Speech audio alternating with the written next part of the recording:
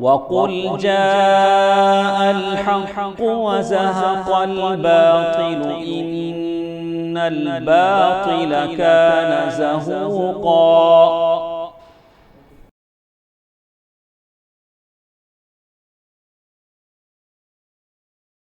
الحمد لله نحمده ونستعينه ونستغفره ونعوذ بالله من شرور أنفسنا ومن سيئات أعمالنا، من يهده الله فلا مضل له ومن يضلله فلا هادي له، وأشهد أن لا إله إلا الله وحده لا شريك له، وأشهد أن محمدا عبده ورسوله۔ أعوذ بالله من الشيطان الرجيم من همزه ونفخه ونفثه، بسم الله الرحمن الرحيم۔ يا أيها الذين آمنوا اتقوا الله حق تقاته ولا تموتن إلا وأنتم مسلمون۔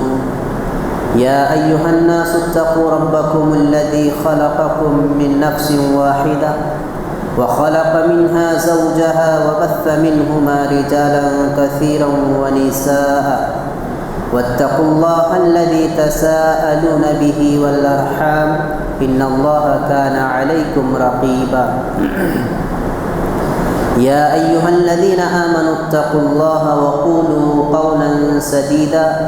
يصلح لكم أعمالكم ويغفر لكم ذنوبكم، ومن يطع الله ورسوله فقد فاز فوزا عظيما۔ أما بعد فإن خير الحديث كتاب الله، وخير الهدي هدي محمد صلى الله عليه وسلم، وشر الأمور محدثاتها، وكل محدثة بدعة، وكل بدعة ضلالة، وكل ضلالة في النار۔ وقال عز وجل: فأعوذ بالله من الشيطان الرجيم، بسم الله الرحمن الرحيم۔ واذكروا نعمة الله عليكم إذ كنتم أعداء فألف بين قلوبكم فأصبحتم بنعمته إخوانا۔ تمام قسم کی تعریفیں، کبریائی اور بڑائی اس اللہ رب العالمین کے لیے لائق و سازوار ہے، جس نے ہم تمام لوگوں کو اس دنیا کے اندر پیدا کیا۔ لاکھوں درود و سلام ہو اللہ کے تمام برگزیدہ بندوں پر، خصوصاً میرے اور آپ کے آخری نبی جناب محمد رسول اللہ صلی اللہ علیہ وسلم پر، جن کی کوششوں سے اسلام ہم تک پہنچا اور آج ہم اسلام کے سائے تلے اپنی زندگی بسر کر رہے ہیں۔ محترم حضرات و خواتین اسلام، خطبہ مسنونہ کے بعد آپ کے سامنے قرآن مجید کی ایک آیت تلاوت کی گئی ہے۔ اللہ تبارک و تعالی نے اس آیت کے اندر اپنی ایک نعمت کا تذکرہ کرتے ہوئے فرماتا ہے: وَاذْكُرُوا نِعْمَةَ اللَّهِ عَلَيْكُمْ إِذْ كُنْتُمْ أَعْدَاءً فَأَلَّفَ بَيْنَ قُلُوبِكُمْ۔ یاد کرو اس وقت کو جب کہ تم آپس میں ایک دوسرے کے دشمن تھے۔ فَأَلَّفَ بَيْنَ قُلُوبِكُمْ، تو اللہ تبارک و تعالی نے تمہارے دلوں کے اندر الفت و محبت کو پیدا کیا۔ فَأَصْبَحْتُمْ بِنِعْمَتِهِ إِخْوَانًا، تو اللہ رب العالمین کی اس نعمت کی وجہ سے تم آپس میں ایک دوسرے کے بھائی بن گئے۔ محترم بھائیوں، اس آیت کے اندر اللہ تبارک و تعالی نے جس اخوت، جس بھائی چارگی کا تذکرہ کیا ہے، وہ بھائی چارگی اسلام کی بنیاد پر، کلمہ توحید کی بنیاد پر ہونے والے رشتے کا تذکرہ ہے۔ اسلام کے اندر کلمہ توحید کی بنیاد پر جو بھائی چارگی پیدا ہوتی ہے، جو اخوت پیدا ہوتی ہے، اس اخوت اور اس رشتہ داری کی اسلام کے اندر بہت ہی بڑا مقام حاصل ہے۔ یہ رشتہ بڑا ہی مقدس رشتہ ہے۔ اس رشتے کی اہمیت خونی رشتے سے بھی زیادہ کبھی کبھی ہو جاتا ہے۔ اس لیے اللہ تبارک و تعالی نے اس نعمت، اس بھائی چارگی کو ایک نعمت کے طور پر تذکرہ کیا اور کہا کہ جب کبھی آپس میں تمہارے اندر دشمنی پیدا ہو جائے، ایک دوسرے کے لیے نفرت و عداوت پیدا ہو جائے، جب تم اللہ تبارک و تعالیٰ کی مخلوق کے اندر آپس میں ایک دوسرے سے نفرت و عداوت کرتے ہوئے دیکھو، ایک دوسرے کو قتل و غارت گیری کرتے ہوئے دیکھو، ایک دوسرے پر ظلم کرتے ہوئے دیکھو، تو اللہ تبارک و تعالیٰ کی اس نعمت کو یاد کر لو کہ جب اللہ تبارک و تعالیٰ نے نبی کریم صلی اللہ علیہ وسلم کو نبوت سے سرفراز کر کے عرب کی صحرا میں بھیجا، تو اس وقت عرب کا کیسا ماحول تھا، لوگوں کے اندر آپس میں ایک دوسرے کے خلاف کیسی کیسی دشمنیاں پائی جاتی تھی، تو اللہ تبارک و تعالیٰ نے ان کے اندر جو ایک دوسرے کے لیے محبت پیدا کیا، وہ اسی رشتے کی بنیاد پر، اور وہ جب ایک دوسرے سے جب وہ کلمہ توحید کو اقرار کر لیے، تو ان کے اندر کس طرح سے الفت و محبت اور بھائی چارگی پیدا ہو گئی۔ اس کا ایک نظارہ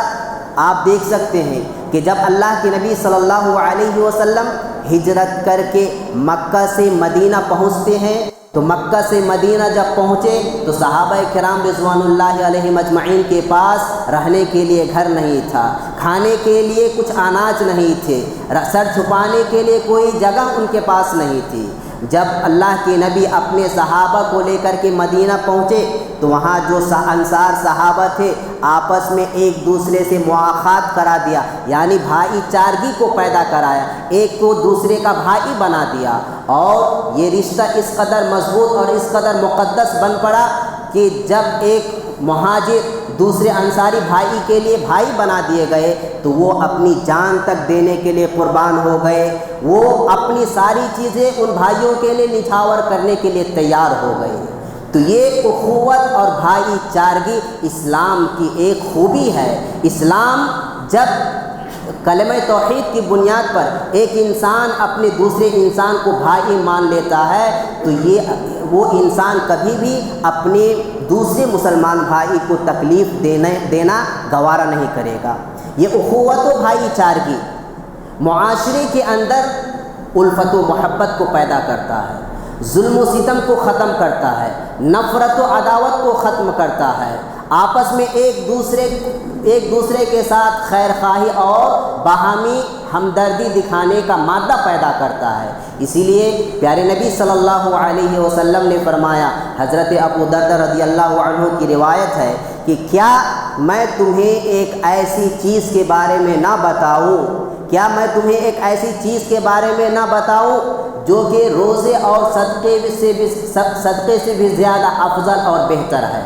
حضرت ابو دردہ کہتے ہیں کہ ہم نے کہا کیوں نہیں اے اللہ کے رسول صلی اللہ علیہ وسلم، آپ ہمیں ضرور ایسی چیز بتائیے جو روزے اور صدقے سے بھی زیادہ افضل ہے۔ تو اللہ کے نبی صلی اللہ علیہ وسلم نے کہا کہ دو مسلمانوں کے درمیان، دو مسلم بھائیوں کے درمیان جب لڑائی ہو جائے، جھگڑے ہو جائے، تو ان کے درمیان اصلاح کرنا اور آپس میں الفت و محبت، باہمی تعلقات، یہ ایسی چیز ہے جو معاشرے کے اندر سے خرابیوں کو ختم کر کے نیکیوں کو جنم دیتا ہے۔ اور اگر اس کی جگہ سے بھائی چارگی معاشرے کے اندر نہ ہو، فساد و بگاڑ ہو، تو نیکی کی جگہ خرابی اور نفرت و عداوت پیدا ہو جاتی ہے۔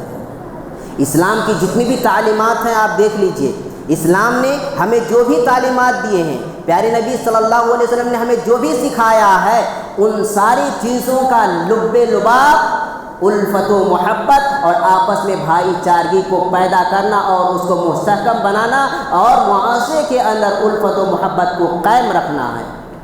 اللہ کے نبی صلی اللہ علیہ وسلم کی ایک ایک تعلیم کو دیکھ لیجئے۔ اللہ کے نبی نے فرمایا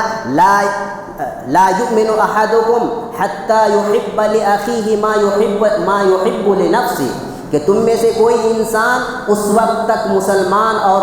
حقیقی مومن نہیں ہو سکتا ہے جب تک کہ وہ اپنی ذات کے لیے، اپنے بھائی کے لیے وہی پسند کرے جو اپنی ذات کے لیے پسند کرتا ہے۔ ایسا مادہ اگر ہر انسان کے اندر پیدا ہو جائے، اگر ہر مسلمان کے اندر فردن ان کے اندر یہ صفت پیدا ہو جائے کہ اپنے لیے وہی اپنے بھائی کے لیے اسی چیز کو پسند کرے، اپنے بھائی کے لیے اسی چیز کو چاہے جو اپنے نفس کے لیے پسند کرتا ہے، اپنے بھائی کے لیے اس چیز کو ناپسند کرے جو اپنے لیے ناپسند کرتا ہے۔ اگر مسلم معاشرے کے اندر ہر فرد کے اندر ایسی صفت پیدا ہو جائے تو یہ جو نفرت و عداوت ہے، ایک دوسرے کے خلاف بغاوت کا جو مادہ پیدا ہوتا ہے، ایک دوسرے کے خلاف جو دشمنی پیدا ہو جاتی ہے، ایک دوسرے کو ذلیل کرنے کی جو صفت پیدا ہو جاتی ہے، یہ صفت ہمارے اندر سے ختم ہو کر کے الفت و محبت پیدا ہو جائے۔ اللہ کے نبی صلی اللہ علیہ وسلم نے فرمایا لا یحل لمؤمن ان یہجر اخاہ فوق ثلاث، کسی بھی مسلمان کے لیے، کسی بھی مومن کے لیے یہ جائز نہیں ہے کہ وہ اپنے بھائی سے 3 دن سے زیادہ گفتگو کو بند رکھے۔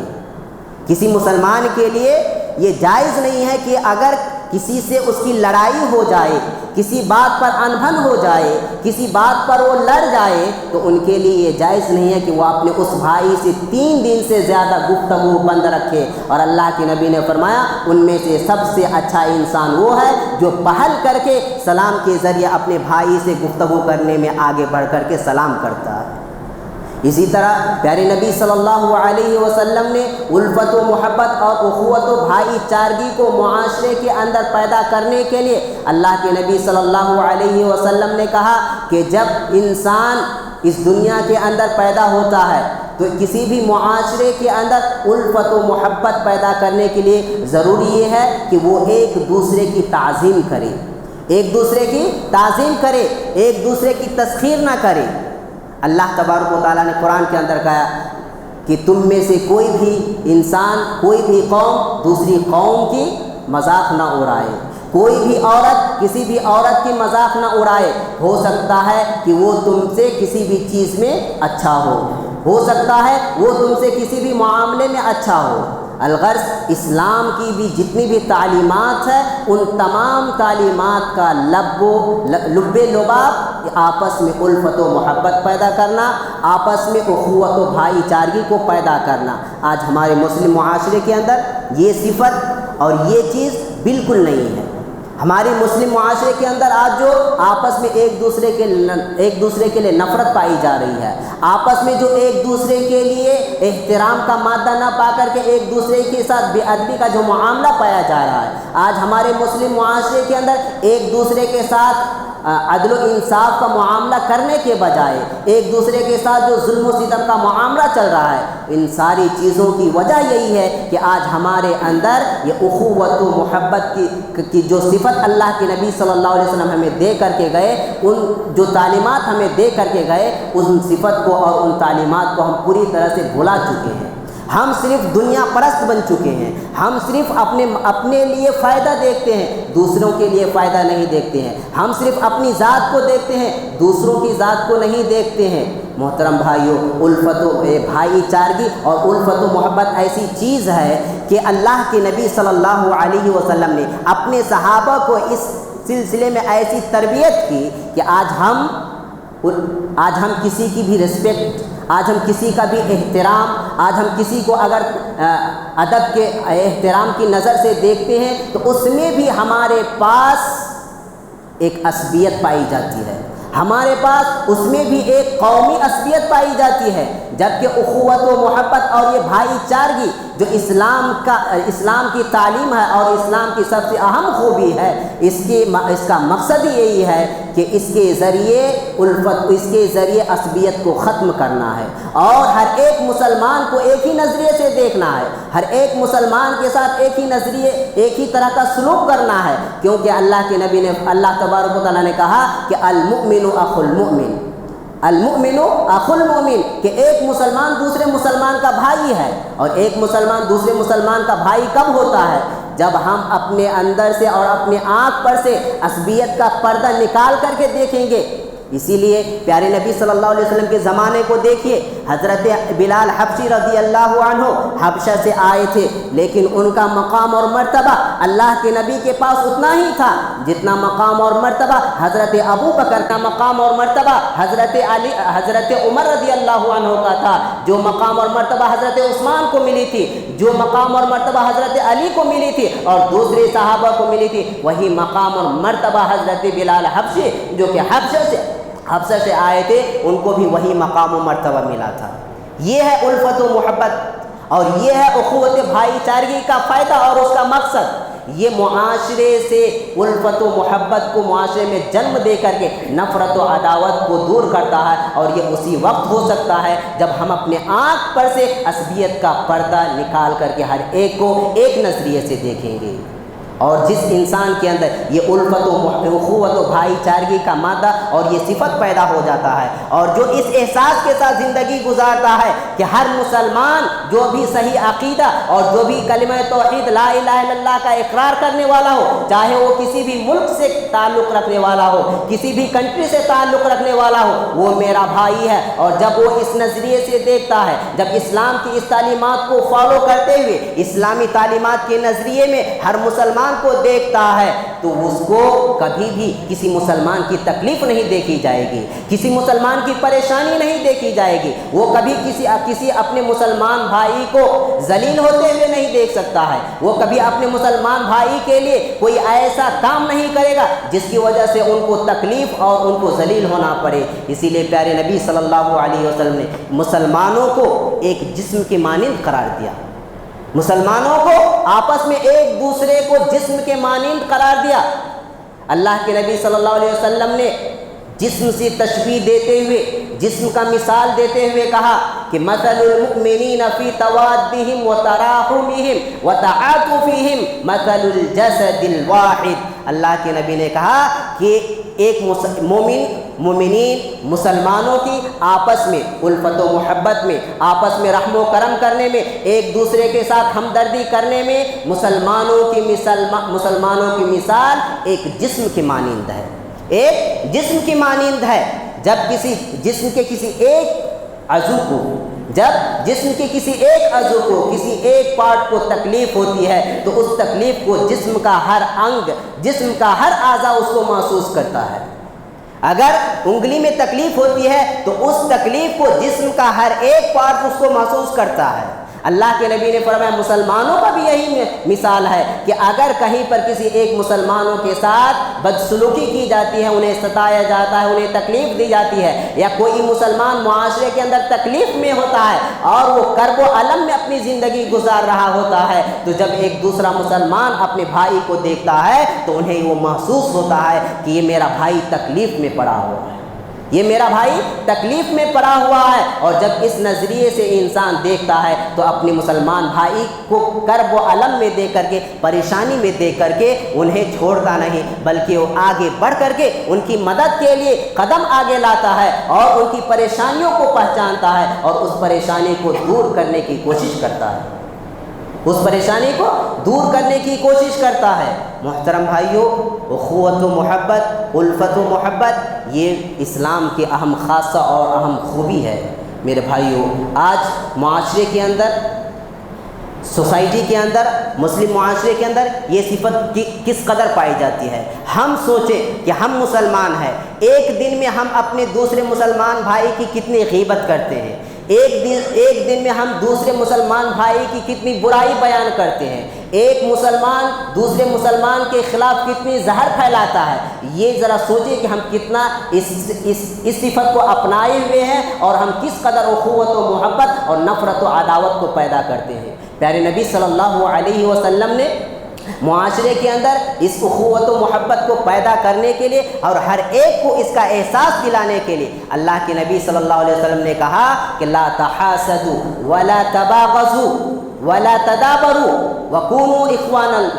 اللہ کے نبی نے کہا کہ کسی سے حسد مت کرو، किसी को देख करके पीठ मत फेरो, ला तहासदु वला तबागजु, एक दूसरे से आपस में बग़्ज़ व हसद मत रखो, कीना कपट मत रखो, बल्कि अपने दिल को साफ रखो। वला तदाबरू, किसी मुसलमान को देख करके, किसी को देख करके अपना चेहरा मत फेर लो, बल्कि उनसे सलाम करो जब उनसे मिलते हो, उन्हें देख करके अपना चेहरा मत फेरो, और अल्लाह का एक बंदा बन करके आपस में भाई भाई बन करके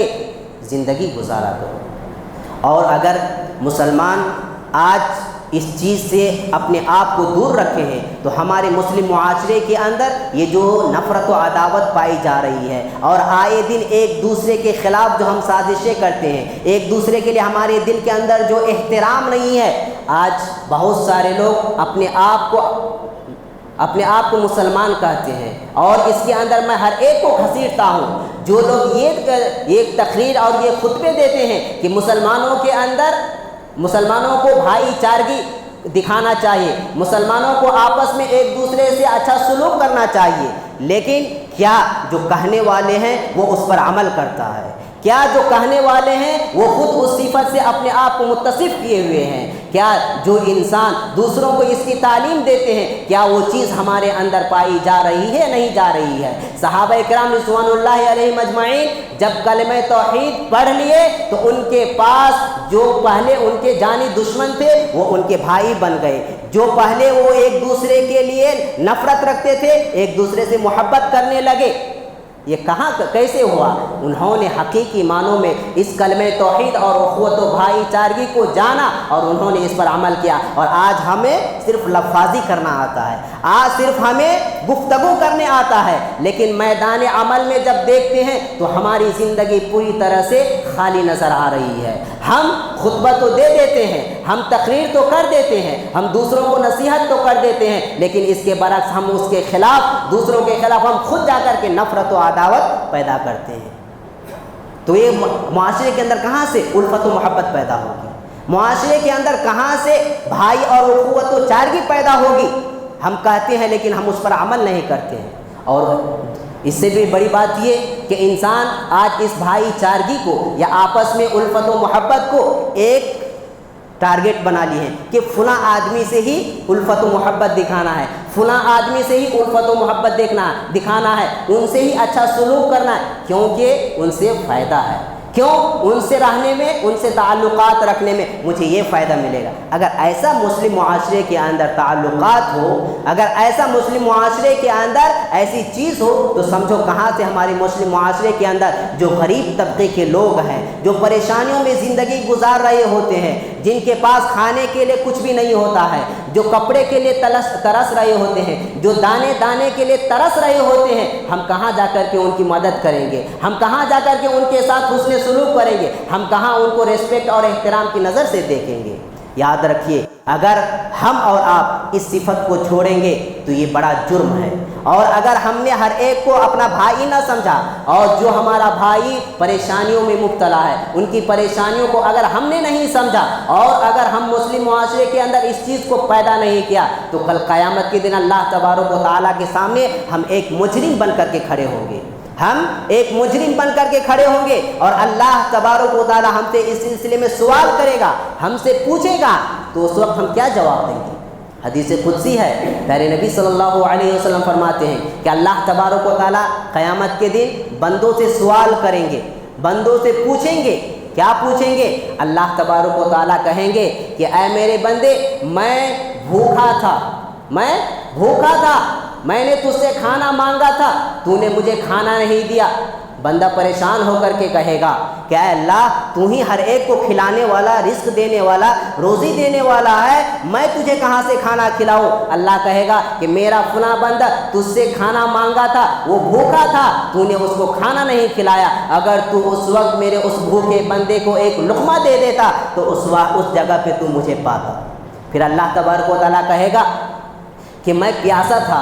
मैंने तुझसे पानी मांगा था, تو نے مجھے پانی نہیں دیا، مجھے پانی نہیں پلایا، وہ بندہ پھر کہے گا اے اللہ تو ہی ہر ایک کو پانی پلانے والا، ہر ایک کو پانی دینے والا، ہر ایک کی زندگی کے اندر سیرابی کرنے والا تو ہی ہے، ہم تجھے کہاں سے پانی پلا سکتے ہیں؟ اللہ کہے گا کہ میرا فلاں بندہ دنیا کے اندر پیاسا تھا، وہ پیاس سے اس کی جان جا رہی تھی، اس نے تجھ سے پانی کا ایک گھونٹ مانگا تھا لیکن تو نے اس کو پانی نہیں پلایا تھا، اگر تو اس وقت وہاں اس کو پانی پلایا ہوتا تو مجھے اس جگہ پر تو مجھے پاتا۔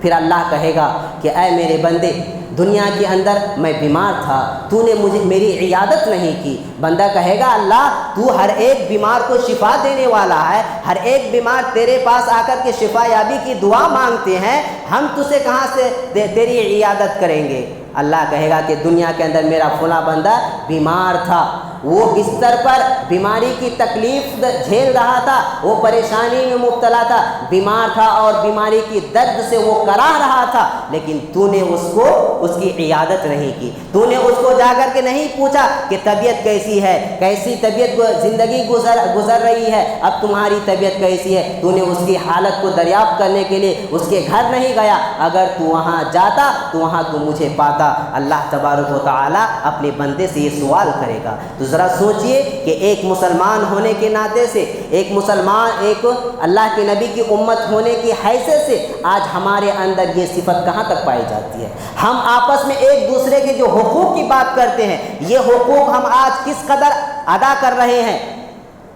ہم مسلمانوں کے جو آپس میں حقوق ہیں، جسے حقوق العباد کہا جاتا ہے، ہم اس حقوق کو کہاں ادا کر رہے ہیں؟ اور اس حقوق کی ادائیگی میں ہم کیوں غفلت برت رہے ہیں؟ اس لیے کہ ہم اس کی اہمیت کو نہیں جانتے ہیں۔ اخوت و محبت اور بھائی چارگی کی صرف ہم باتیں ہی کرتے ہیں، لیکن میدان کے عمل میں ہم اس میں پوری طرح سے فیل ہیں۔ ہم اخوت و محبت صرف یہی جانتے ہیں، ہم اخوت و محبت کا مطلب صرف یہی جانتے ہیں کہ چند نیکی کر لو،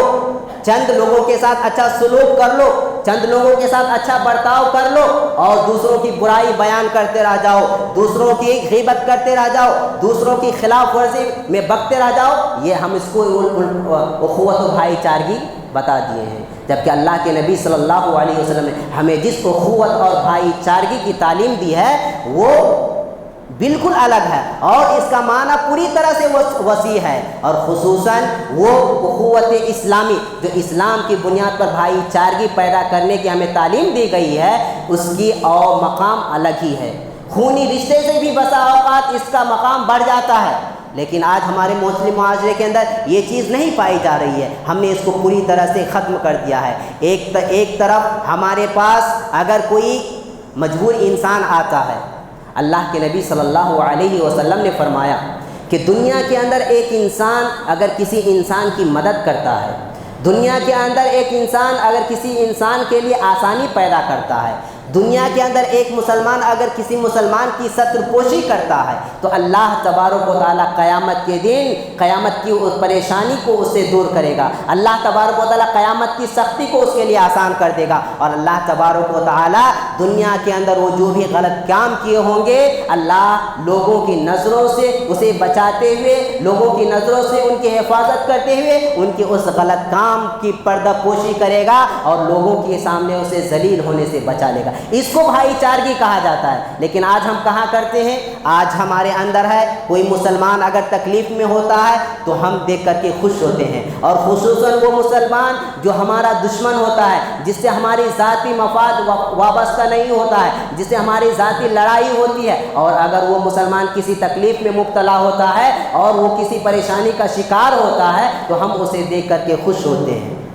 اللہ کے نبی صلی اللہ علیہ وسلم نے کہا کہ ایک دوسرے کی ستر پوشی کرو، کسی کی راز کو فاش مت کرو، کیونکہ اگر تم کرو گے تو اللہ تبارک و تعالیٰ تمہاری راز کو فاش کرے گا۔ آج الفت و محبت کو پیدا کرنے کے لیے ہمیں اس چیز کو اپنانا ہے کہ اگر کسی کی راز کے بارے میں ہم کوئی بات جانتے ہیں، کسی کی کوئی خامی جانتے ہیں، تو معاشرے کے اندر امن کو قائم رکھنے کے لیے، معاشرے کے اندر بھائی چارگی کو بحال رکھنے کے لیے ہمیں اس پر پردہ پوشی کرنا ہے، ان کی ستر پوشی کرنا ہے، اور زیادہ ہی اگر خیر خواہی کا مادہ آپ کے اندر ہے تو ہم ڈائریکٹ جا کر کے ان کی اصلاح کریں۔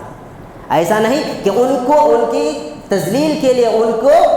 برا بنانے کے لیے ان کے خلاف جا کر کے ہم دوسری جگہ ان کی خامیوں کو بیان کریں۔ تو کہنا یہ ہے کہ آج ہمارے مسلم معاشرے کے اندر یہ جو بھائی چارگی یا جو حقوق العباد کی بات کی جاتی ہے، وہ حقوق العباد آج ہمارے معاشرے کے اندر نہیں ہے۔ ہم کسی کی بھی حق ادا نہیں کر پا رہے ہیں۔ اللہ کے حق تو کچھ بھی ادا کر لے رہے ہیں، لیکن بندوں کے جو حقوق ہے اس معاملے میں ہم ایک طرف اگر ادا کر رہے ہیں تو دوسری طرف ہم اس حقوق کی ادائیگی کے بعد دوسری طرف ہم گناہ کا کام کر کے اس حقوق کی نیکیوں کو پوری طرح سے ختم کر دے رہے ہیں،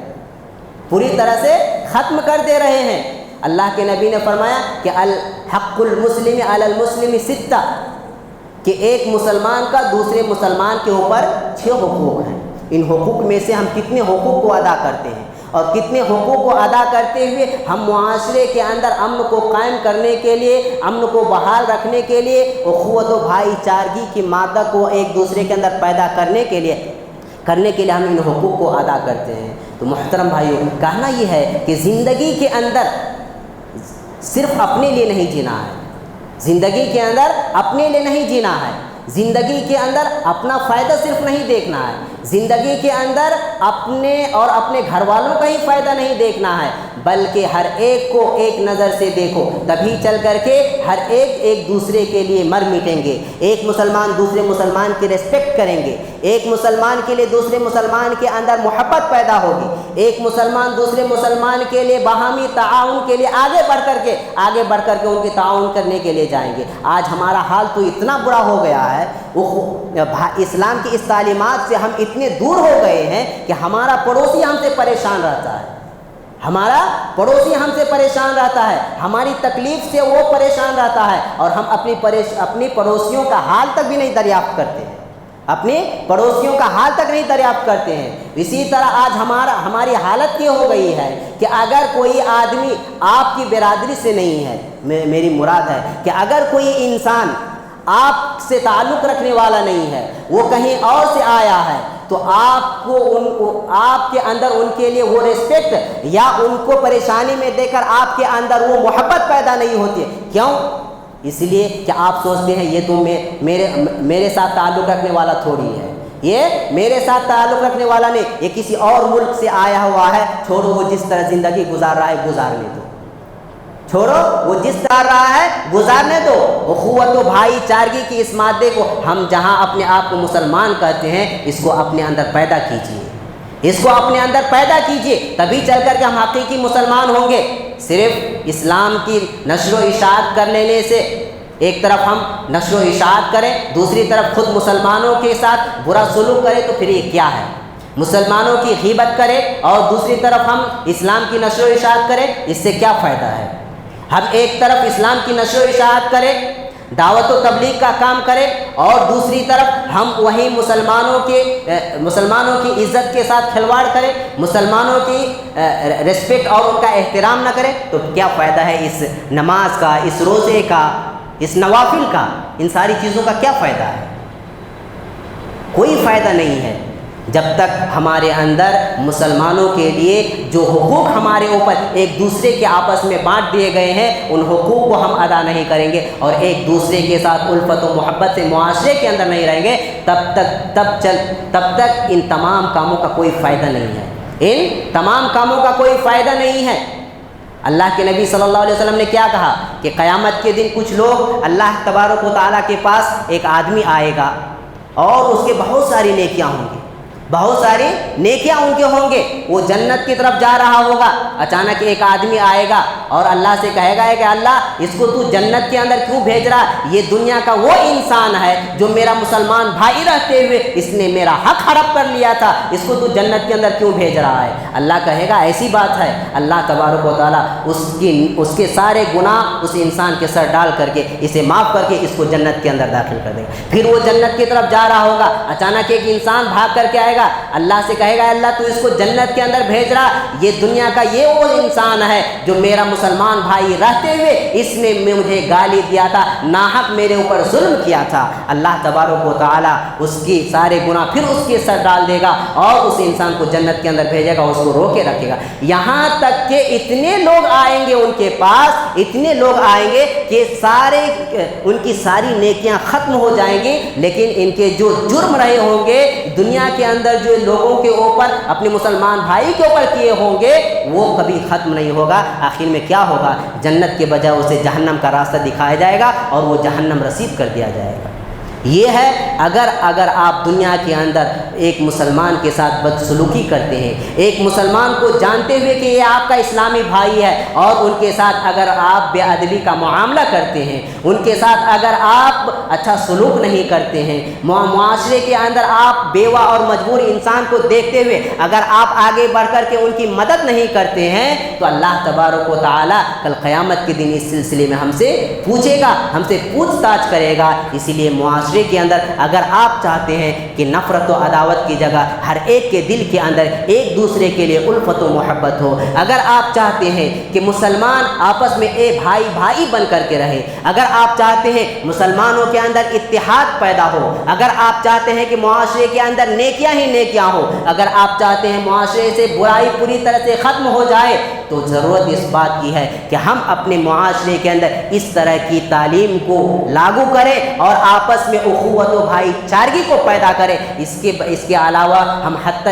کچھ بھی کوشش کر لیں گے یہ چیز ہمارے اندر پیدا نہیں ہوگی. نہ تو ہم ایک ہوں گے، نہ تو ہمارے اندر محبت پیدا ہوگی. پیسے سے اگر محبت پیدا ہوتی، پیسے سے اگر معاشرے کے اندر نیکیاں آ جاتی، پیسے سے اگر معاشرے کے اندر لوگ ایک دوسرے پر ظلم کرنا چھوڑ دیتے تو اسلام کی تعلیمات کی کوئی ضرورت ہی نہیں. اسی لیے ہم نبی کریم صلی اللہ علیہ وسلم کی جو بھی تعلیمات ہے اس کو لاگو کریں اور اپنے اندر ایک دوسرے کے لیے محبت، ایک دوسرے کے لیے احترام پیدا کریں، معاشرے کے اندر اخوت و محبت پیدا کریں. اللہ کے نبی صلی اللہ علیہ وسلم جس طرح مکہ سے مدینہ جب ہجرت کر کے گئے تھے اور ان دونوں کے درمیان جس طرح سے وہ محبت اور الفت و محبت پیدا کیے تھے، ایک واقعہ میں آپ کو سناتا ہوں. جب یہاں سے اللہ کے نبی صلی اللہ علیہ وسلم مدینہ پہنچ کر کے گئے اور اخوت و محبت، آپس میں الفت و محبت، بھائی چارگی، ایک دوسرے کے لیے مر مٹنے، ایک دوسرے کے لیے خیر خواہ بننے، باہمی تعاون کرنے، یہ جو مادہ اللہ کے نبی صلی اللہ علیہ وسلم صحابہ کے اندر پیدا کیے تھے، یہ مادہ صحابہ کے اندر کس قدر